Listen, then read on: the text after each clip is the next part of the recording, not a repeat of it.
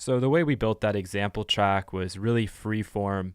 We didn't have a plan for it. We just kind of added things and did it in the most down and dirty way possible, which is a really fun way of working inside of Audiotool, but you might want to be a little bit more organized. And if you are planning to make a full track, here's one template idea that I might suggest. So you might consider having one full-fledged mixer just designed for like drums and percussion,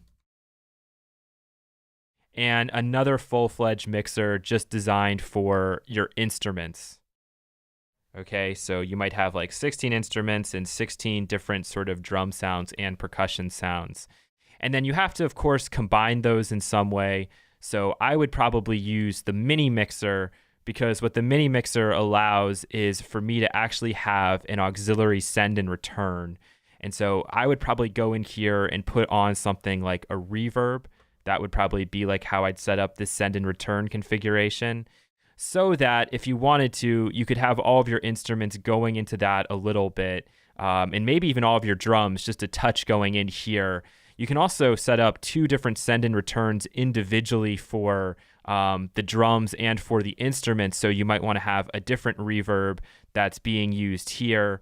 And come on, connect up for me. And then you might also maybe want like a delay, a regular delay going down here. And then with your drums, you might actually have like a separate reverb, or maybe you want to run something in like a parallel compressor sort of way. If I can find where the compressor is. Let's see. It's in here somewhere. There it is. So we could actually go out of this and like run our drums into the compressor if we had a need to do something like that. All right, you don't have to set up these send and returns as part of your template, but it might help a little bit. Obviously, you'll need to go in and fine tweak everything if you want to do it that way. So we'll run the outs into like 1 and 2, and then we take the master out here and run it into the master. And now you can kind of do all of your drum stuff on the left side, all of your instrument stuff on the right side. And what makes this really powerful is that we could take parts that we like from the different drum machines